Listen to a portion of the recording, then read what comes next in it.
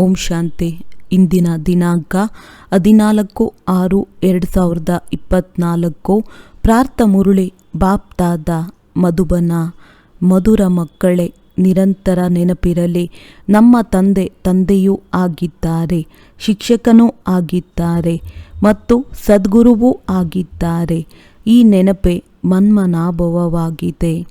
ಪ್ರಶ್ನೆ: ಮಾಯೆಯ ಧೂಳು ಯಾವಾಗ ಕಣ್ಣುಗಳಲ್ಲಿ ಬೀಳುತ್ತದೆಯೋ ಆಗ ಎಲ್ಲದಕ್ಕಿಂತ ಮೊದಲು ಯಾವ ತಪ್ಪಾಗುತ್ತದೆ? ಉತ್ತರ: ಮಾಯೆಯು ಮೊದಲ ತಪ್ಪು ಮಾಡಿಸುತ್ತದೆ. ಅದರಿಂದ ವಿದ್ಯೆಯನ್ನೇ ಬಿಟ್ಟು ಬಿಡುತ್ತಾರೆ.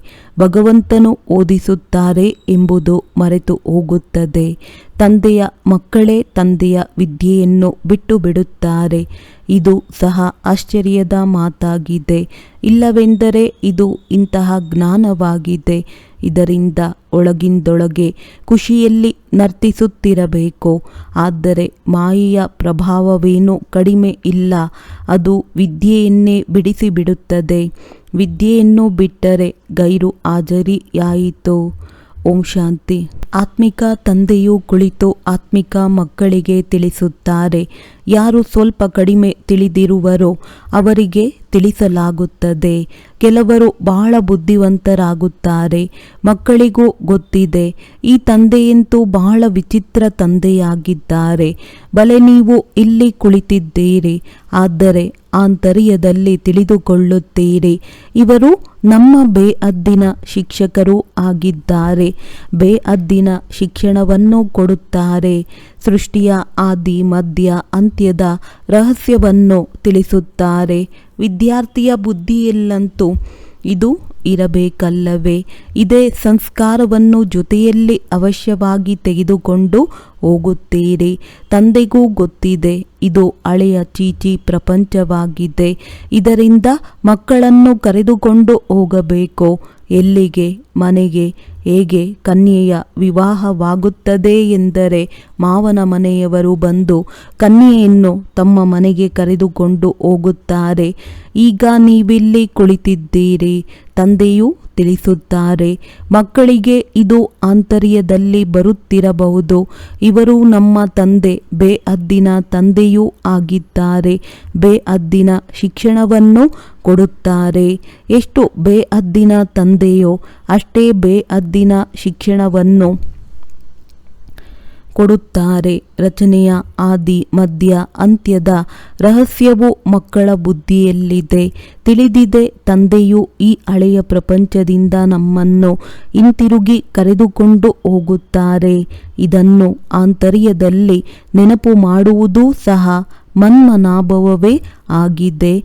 ನಡೆಯುತ್ತಾ, ಓಡಾಡುತ್ತಾ, ಏಳುತ್ತಾ, ಕುಳಿತುಕೊಳ್ಳುತ್ತಾ ಇದೇ ನೆನಪಿರಲಿ. ಅದ್ಭುತವಾದ ವಸ್ತುವನ್ನು ನೆನಪು ಮಾಡುತ್ತಾರಲ್ಲವೇ? ಹಾಗೆಯೇ ನಿಮಗೂ ಗೊತ್ತಿದೆ, ಚೆನ್ನಾಗಿ ಓದುವುದರಿಂದ, ನೆನಪು ಮಾಡುವುದರಿಂದ ನಾವು ವಿಶ್ವದ ಮಾಲೀಕರಾಗುತ್ತೇವೆ. ಇದಂತೂ ಅವಶ್ಯವಾಗಿ ಬುದ್ಧಿಯಲ್ಲಿ ಬರಬೇಕು. ಮೊದಲು ತಂದೆಯನ್ನು ನೆನಪು ಮಾಡಬೇಕಾಗುತ್ತದೆ. ನಂತರ ಶಿಕ್ಷಕರು ಸಿಗುತ್ತಾರೆ. ಮಕ್ಕಳು ತಿಳಿದುಕೊಂಡಿದ್ದೀರಿ, ನಮ್ಮ ಬೇಅದ್ದಿನ ತಂದೆಯು ಆತ್ಮಿಕ ತಂದೆಯಾಗಿದ್ದಾರೆ. ಸಹಜ ನೆನಪನ್ನು ತರಿಸಲು ತಂದೆಯು ಯುಕ್ತಿಗಳನ್ನು ತಿಳಿಸುತ್ತಾರೆ. ನನ್ನೊಬ್ಬನನ್ನೇ ನೆನಪು ಮಾಡಿ. ಈ ನೆನಪಿನಿಂದಲೇ ಅರ್ಧ ಕಲ್ಪದ ವಿಕರ್ಮಗಳು ವಿನಾಶವಾಗುತ್ತವೆ. ಪಾವನರಾಗುವುದಕ್ಕಾಗಿ ನೀವು ಜನ್ಮ ಜನ್ಮಾಂತರದಿಂದ ಭಕ್ತಿ, ಜಪ, ತಪ ಇತ್ಯಾದಿಗಳನ್ನು ಮಾಡುತ್ತೀರಿ. ಮಂದಿರಗಳಲ್ಲಿ ಹೋಗುತ್ತಾರೆ, ಭಕ್ತಿ ಮಾಡುತ್ತಾರೆ. ನಾವು ಪರಂಪರೆಯಿಂದ ಮಾಡುತ್ತಾ ಬಂದಿದ್ದೇವೆಂದು ತಿಳಿಯುತ್ತಾರೆ. ಶಾಸ್ತ್ರಗಳನ್ನು ಯಾವಾಗಿನಿಂದ ಓದುತ್ತಾ ಬಂದಿದ್ದೀರಿ ಎಂದು ಕೇಳಿದರೆ ಪರಂಪರೆಯಿಂದ ಎಂದು ಹೇಳುತ್ತಾರೆ. ಮನುಷ್ಯರಿಗೆ ಏನೂ ತಿಳಿದಿಲ್ಲ. ಸತ್ಯಯುಗದಲ್ಲಂತೂ ಶಾಸ್ತ್ರಗಳಿರುವುದೇ ಇಲ್ಲ. ನೀವು ಮಕ್ಕಳಿಗಂತೂ ಆಶ್ಚರ್ಯವಾಗಬೇಕು. ತಂದೆಯ ವಿನಃ ಮತ್ಯಾರು ಈ ಮಾತುಗಳು ತಿಳಿಸಲು ಸಾಧ್ಯವಿಲ್ಲ.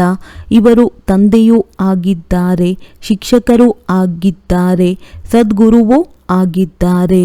ಇವರಂತೂ ನಮ್ಮ ತಂದೆಯಾಗಿದ್ದಾರೆ. ಇವರಿಗೆ ಯಾರೂ ತಂದೆ ತಾಯಿ ಇಲ್ಲ.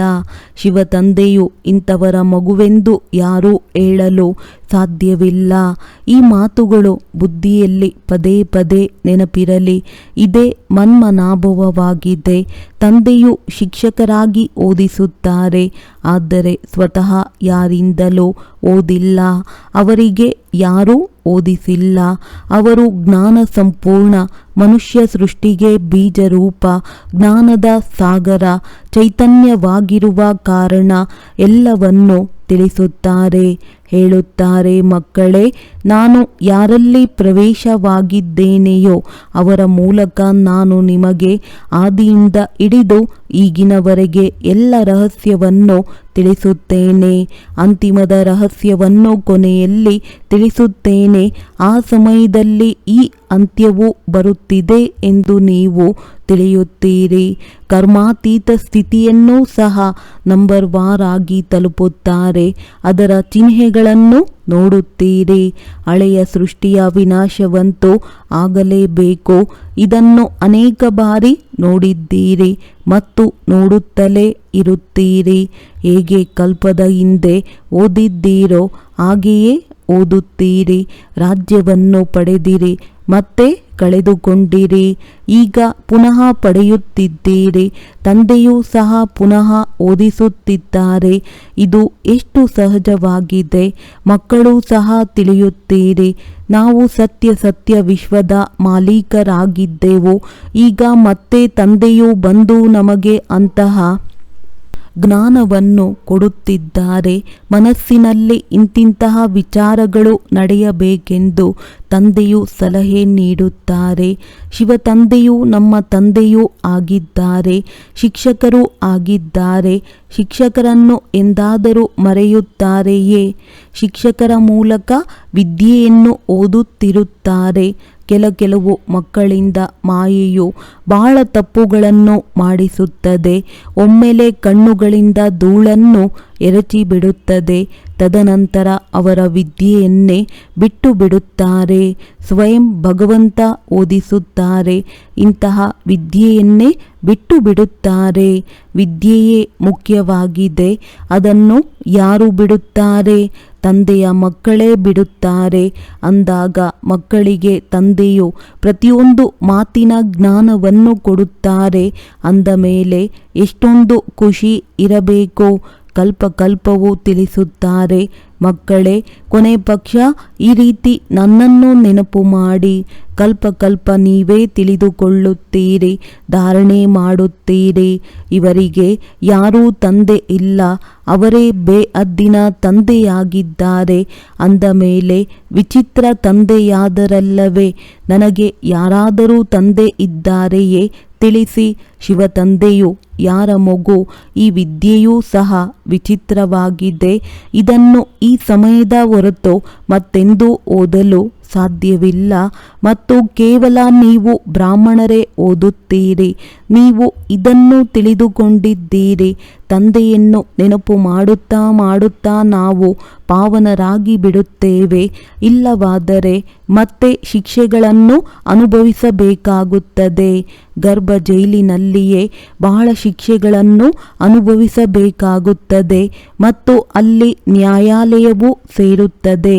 ಎಲ್ಲವೂ ಸಾಕ್ಷಾತ್ಕಾರವಾಗುತ್ತದೆ. ಸಾಕ್ಷಾತ್ಕಾರವಿಲ್ಲದೆ ಯಾರಿಗೂ ಶಿಕ್ಷೆ ಕೊಡುವುದಿಲ್ಲ. ಏಕೆಂದರೆ ಈ ಶಿಕ್ಷೆಯು ನಮಗೆ ಏಕೆ ಸಿಕ್ಕಿದೆ ಎಂದು ತಬ್ಬಿಬ್ಬಾಗುತ್ತಾರೆ. ಆದ್ದರಿಂದ ತಂದೆಗೆ ಗೊತ್ತಿರುತ್ತದೆ, ಇವರು ಇಂತಹ ಪಾಪ ಮಾಡಿದ್ದಾರೆ, ಇಂತಹ ತಪ್ಪು ಮಾಡಿದ್ದಾರೆ. ಹೀಗೆ ಎಲ್ಲವನ್ನು ಸಾಕ್ಷಾತ್ಕಾರ ಮಾಡಿಸುತ್ತಾರೆ. ಆ ಸಮಯದಲ್ಲಿ ಇಷ್ಟು ನೋವಾಗುತ್ತದೆ. ಅನೇಕ ಜನ್ಮಗಳ ಶಿಕ್ಷೆಯು ಸಿಗುತ್ತಿದೆ ಎಂಬ ಅನುಭವವಾಗುತ್ತದೆ. ಇದು ಎಲ್ಲ ಜನ್ಮಗಳ ಗೌರವವೂ ಹೋದಂತೆ. ಆದ್ದರಿಂದ ತಂದೆಯು ತಿಳಿಸುತ್ತಾರೆ, ಮಧುರಾತಿ ಮಧುರ ಮಕ್ಕಳೇ, ಬಹಳ ಒಳ್ಳೆಯ ಪುರುಷಾರ್ಥ ಮಾಡಿ 16 ಕಲಾ ಸಂಪೂರ್ಣರಾಗಲು ನೆನಪಿನ ಪರಿಶ್ರಮ ಪಡಬೇಕು, ನೋಡಿಕೊಳ್ಳಬೇಕು. ನಾವು ಯಾರಿಗೂ ದುಃಖ ಕೊಡುವುದಿಲ್ಲ ತಾನೆ. ನಾವು ಸುಖದಾತ ತಂದೆಗೆ ಮಕ್ಕಳಾಗಿದ್ದೇವಲ್ಲವೇ? ಬಹಳ ಸುಂದರ ಹೂಗಳಾಗಬೇಕಾಗಿದೆ. ಏಕೆಂದರೆ ಈ ವಿದ್ಯೆಯೇ ನಿಮ್ಮ ಜೊತೆ ನಡೆಯುತ್ತದೆ. ಅಂದರೆ ಇದರ ಸಂಸ್ಕಾರವನ್ನು ತೆಗೆದುಕೊಂಡು ಹೋಗುತ್ತೀರಿ. ವಿದ್ಯೆಯಿಂದಲೇ ಮನುಷ್ಯರು ಬ್ಯಾರಿಸ್ಟರ್ ಮುಂತಾದ ಪದವಿಯನ್ನು ಪಡೆಯುತ್ತಾರೆ. ತಂದೆಯ ಈ ಜ್ಞಾನವು ಭಿನ್ನ ಮತ್ತು ಸತ್ಯವಾಗಿದೆ ಮತ್ತು ಇದು ಪಾಂಡವ ಸರ್ಕಾರ ಗುಪ್ತವಾಗಿದೆ. ನಿಮ್ಮ ವಿನಃ ಬೇರೆ ಯಾರೂ ಇದನ್ನು ತಿಳಿದುಕೊಳ್ಳಲು ಸಾಧ್ಯವಿಲ್ಲ. ಈ ವಿದ್ಯೆಯು ವಿಚಿತ್ರವಾಗಿದೆ. ಆತ್ಮವೇ ಕೇಳುತ್ತದೆ. ತಂದೆಯು ಪದೇ ಪದೇ ತಿಳಿಸುತ್ತಾರೆ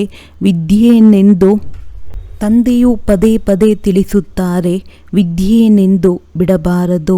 ಮಾಯೆಯು ಬಿಡಿಸುತ್ತದೆ. ಮಕ್ಕಳೇ, ವಿದ್ಯೆಯನ್ನು ಬಿಡಬೇಡಿ. ತಂದೆಯ ಬಳಿ ರಿಪೋರ್ಟ್ ಅಂತೂ ಬರುತ್ತದೆ ಎಲ್ಲವೇ? ರಿಜಿಸ್ಟರ್ನಿಂದ ಎಲ್ಲವೂ ಗೊತ್ತಾಗಿ ಬಿಡುತ್ತದೆ.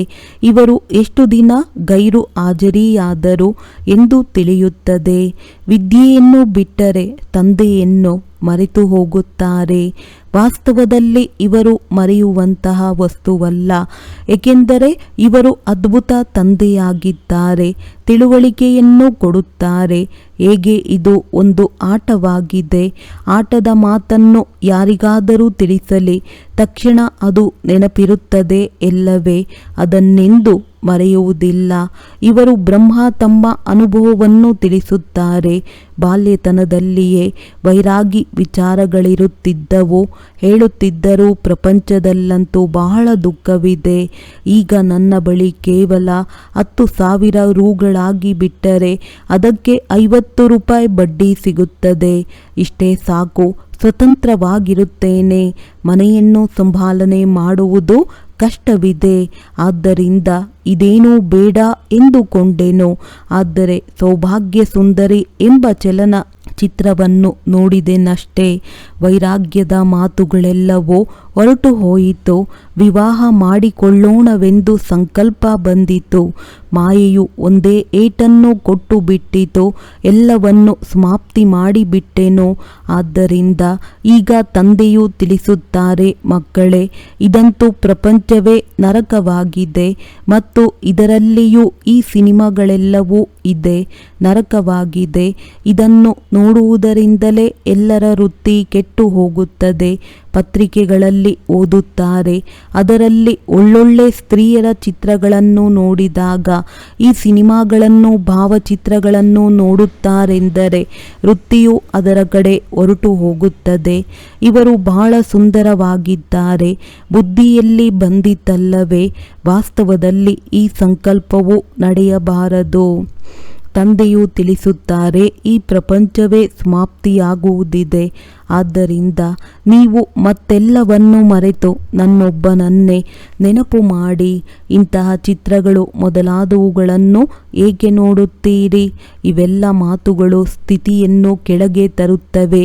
ಈಗ ಏನೆಲ್ಲವನ್ನು ನೋಡುತ್ತೀರೋ ಇದೆಲ್ಲವೂ ಸ್ಮಶಾನವಾಗುವುದಿದೆ. ಯಾರೆಲ್ಲರನ್ನು ಈ ಕಣ್ಣುಗಳಿಂದ ನೋಡುತ್ತೀರೋ ಅವರನ್ನು ನೆನಪು ಮಾಡಬೇಡಿ. ಎಲ್ಲದರಿಂದ ಮಮತ್ವವನ್ನು ತೆಗೆದುಹಾಕಿ. ಇವೆಲ್ಲ ಶರೀರಗಳು ಹಳೆಯದು, ಪತಿತವಾಗಿದೆ. ಬಲೆ ಆತ್ಮವು ಶುದ್ಧವಾಗುತ್ತದೆ. ಆದರೆ ಶರೀರವಂತೂ ಪತಿತವಾಗಿದೆ ಎಲ್ಲವೇ? ಇದರ ಕಡೆ ಗಮನ ಕೊಡುವುದೇನಿದೆ? ಒಬ್ಬ ತಂದೆಯನ್ನೇ ನೋಡಬೇಕಾಗಿದೆ. ತಂದೆಯೂ ತಿಳಿಸುತ್ತಾರೆ, ಮಧುರಾತಿ ಮಧುರ ಮಕ್ಕಳೇ, ಗುರಿಯು ಬಹಳ ಉನ್ನತವಾಗಿದೆ. ವಿಶ್ವದ ಮಾಲೀಕರಾಗಲು ಅನ್ಯರ್ಯಾರೂ ಪ್ರಯತ್ನ ಪಡಲು ಸಾಧ್ಯವಿಲ್ಲ. ಯಾರ ಬುದ್ಧಿಯಲ್ಲಿಯೂ ಬರುವುದಿಲ್ಲ. ಮಾಯೆ ಪ್ರಭಾವವೇನೂ ಕಮ್ಮಿ ಇಲ್ಲ. ವಿಜ್ಞಾನಿಗಳಿಗೆ ಎಷ್ಟೊಂದು ಬುದ್ಧಿಯು ನಡೆಯುತ್ತದೆ. ನಿಮ್ಮದು ಶಾಂತಿಯಾಗಿದೆ. ನಾವು ಮುಕ್ತಿಯನ್ನು ಪಡೆಯಬೇಕೆಂದು ಎಲ್ಲರೂ ಬಯಸುತ್ತಾರೆ. ನಿಮ್ಮ ಗುರಿಯು ಜೀವನ್ಮುಕ್ತಿಯದ್ದಾಗಿದೆ. ಇದನ್ನು ಸಹ ತಂದೆಯು ತಿಳಿಸಿದ್ದಾರೆ. ಗುರುಗಳು ಮೊದಲಾದವರಾರೂ ಇಂತಹ ಜ್ಞಾನವನ್ನು ತಿಳಿಸಲು ಸಾಧ್ಯವಿಲ್ಲ. ನೀವು ಗೃಹಸ್ಥದಲ್ಲಿದ್ದು ಪವಿತ್ರರಾಗಬೇಕು. ರಾಜ್ಯ ಭಾಗ್ಯವನ್ನು ಪಡೆಯಬೇಕಾಗಿದೆ. ಭಕ್ತಿಯಲ್ಲಿ ಸಮಯವನ್ನು ಬಹಳ ವ್ಯರ್ಥವಾಗಿ ಕಳೆದಿರಿ.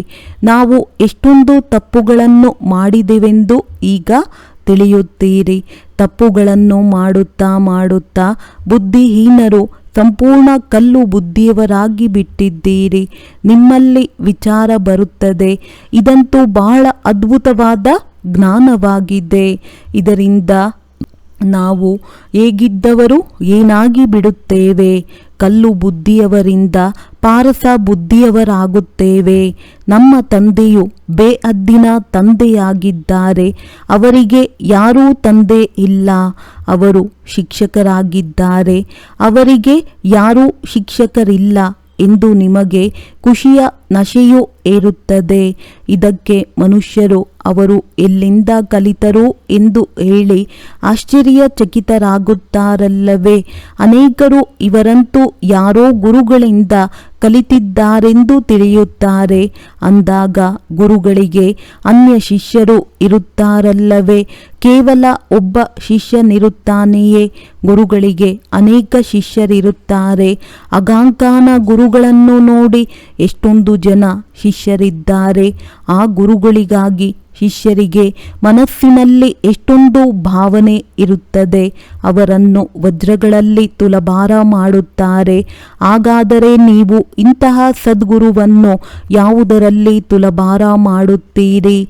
ಇವರಂತೂ ಬೇಅದ್ದಿನ ಸದ್ಗುರುವಾಗಿದ್ದಾರೆ.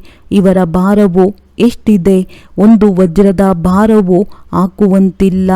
ಇಂತಹ ಮಾತುಗಳನ್ನು ನೀವು ಮಕ್ಕಳು ವಿಚಾರ ಮಾಡಬೇಕು. ಇದಂತೂ ಆಳವಾದ ಮಾತಾಯಿತೋ.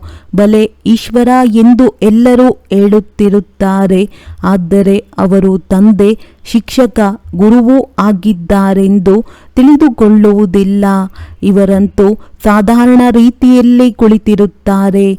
ಗದ್ದುಗೆಯ ಮೇಲೂ ಸಹ ಏಕೆ ಕುಳಿತುಕೊಳ್ಳುತ್ತಾರೆಂದರೆ ಎಲ್ಲರಿಗೆ ಮುಖ ಕಾಣುವಂತಿರಲಿ ಎಂದು. ಮಕ್ಕಳ ಮೇಲೆ ಪ್ರೀತಿ ಇರುತ್ತದೆ ಎಲ್ಲವೇ? ಈ ಸಹಯೋಗ ಮಕ್ಕಳ ವಿನಃ ಸ್ಥಾಪನೆ ಮಾಡಲು ಸಾಧ್ಯವೇ? ಹೆಚ್ಚಿನ ಸಹಯೋಗ ಕೊಡುವ ಮಕ್ಕಳನ್ನು ಹೆಚ್ಚಿನದಾಗಿ ಪ್ರೀತಿ ಮಾಡುತ್ತಾರೆ. ಹೇಗೆ ಹೆಚ್ಚು ಸಂಪಾದಿಸುವ ಒಳ್ಳೆಯ ಮಕ್ಕಳು ಅವಶ್ಯವಾಗಿ ಒಳ್ಳೆಯ ಪದವಿಯನ್ನೇ ಪಡೆಯುತ್ತಾರೆ.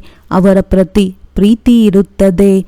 ಮಕ್ಕಳನ್ನು ನೋಡಿ ನೋಡಿ ಹರ್ಷಿತರಾಗುತ್ತೇವೆ. ಆತ್ಮವು ಬಹಳ ಖುಷಿಯಾಗುತ್ತದೆ. ಕಲ್ಪಕಲ್ಪವು ಮಕ್ಕಳನ್ನು ನೋಡಿ ಖುಷಿ ಪಡುತ್ತೇನೆ. ಕಲ್ಪಕಲ್ಪವು ಮಕ್ಕಳ ಸಹಯೋಗಿಗಳಾಗುತ್ತಾರೆ. ಬಹಳ ಪ್ರಿಯರಾಗುತ್ತಾರೆ. ಕಲ್ಪಕಲ್ಪಾಂತರ ಪ್ರೀತಿಯು ಜೋಡಣೆಯಾಗುತ್ತದೆ. ಬಲೆ ಎಲ್ಲಿಯಾದರೂ ಕುಳಿತಿರಿ. ಬುದ್ಧಿಯಲ್ಲಿ ಕೇವಲ ತಂದೆಯ ನೆನಪಿರಲಿ. ಇವರು ಬೇಅದ್ದಿನ ತಂದೆಯಾಗಿದ್ದಾರೆ. ಇವರಿಗೆ ಯಾರೂ ತಂದೆ ಇಲ್ಲ. ಇವರ ಶಿಕ್ಷಕರೂ ಇಲ್ಲ. ತಾವೇ ಎಲ್ಲವೂ ಆಗಿದ್ದಾರೆ. ಅವರನ್ನೇ ಎಲ್ಲರೂ ನೆನಪು ಮಾಡುತ್ತಾರೆ. ಸತ್ಯಯುಗದಲ್ಲಂತೂ ಯಾರೂ ನೆನಪು ಮಾಡುವುದಿಲ್ಲ. 21 ಜನ್ಮಗಳಿಗಾಗಿ ದೋಣಿಯು ಪಾರಾಗಿ ಬಿಡುತ್ತದೆ ಎಂದರೆ ನಿಮಗೆ ಎಷ್ಟೊಂದು ಖುಷಿ ಇರಬೇಕು. ಇಡೀ ದಿನ ತಂದೆಯ ಸೇವೆಯನ್ನೇ ಮಾಡೋಣ ಸಾಕು. ಇಂತಹ ತಂದೆಯ ಪರಿಚಯವನ್ನೇ ಕೊಡೋಣ ಎನಿಸಬೇಕು. ತಂದೆಯಿಂದ ಈ ಆಸ್ತಿಯೂ ಸಿಗುತ್ತದೆ.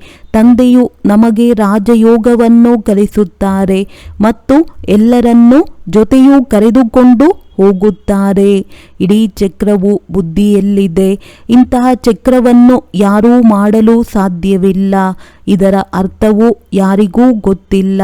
ನೀವೀಗ ತಿಳಿಯುತ್ತೀರಿ. ತಂದೆಯು ನಮ್ಮ ಬೇಅದ್ದಿನ ತಂದೆಯೂ ಆಗಿದ್ದಾರೆ. ಬೇಅದ್ದಿನ ರಾಜ್ಯವನ್ನು ಕೊಡುತ್ತಾರೆ. ಜೊತೆಯಲ್ಲಿಯೂ ಕರೆದುಕೊಂಡು ಹೋಗುತ್ತಾರೆ.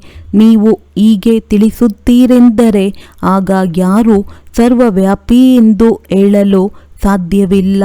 ಅವರು ತಂದೆಯಾಗಿದ್ದಾರೆ, ಶಿಕ್ಷಕರಾಗಿದ್ದಾರೆ. ಅಂದ ಮೇಲೆ ಸರ್ವವ್ಯಾಪಿ ಆಗಲು ಹೇಗೆ ಸಾಧ್ಯ? ಬೇಅದ್ದಿನ ತಂದೆಯೇ ಜ್ಞಾನಪೂರ್ಣನಾಗಿದ್ದಾರೆ. ಇಡೀ ಸೃಷ್ಟಿಯ ಆದಿ ಮಧ್ಯ ಅಂತ್ಯವನ್ನು ತಿಳಿದುಕೊಂಡಿದ್ದಾರೆ.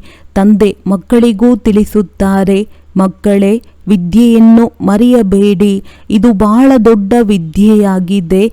ತಂದೆಯು ಪರಮಪಿತನಾಗಿದ್ದಾರೆ. ಪರಮ ಶಿಕ್ಷಕ, ಪರಮ ಸದ್ಗುರು ಆಗಿದ್ದಾರೆ. ಇವರೆಲ್ಲ ಗುರುಗಳನ್ನು ಕರೆದುಕೊಂಡು ಹೋಗುತ್ತಾರೆ. ಇಂತಹ ಅದ್ಭುತವಾದ ಮಾತುಗಳನ್ನು ತಿಳಿಸಬೇಕು. ಹೇಳಿ, ಇದು ಬೇಹದ್ದಿನ ಆಟವಾಗಿದೆ. ಪ್ರತಿಯೊಬ್ಬ ಪಾತ್ರಧಾರಿಗೆ ತಮ್ಮ ಪಾತ್ರವೂ ಸಿಕ್ಕಿತು.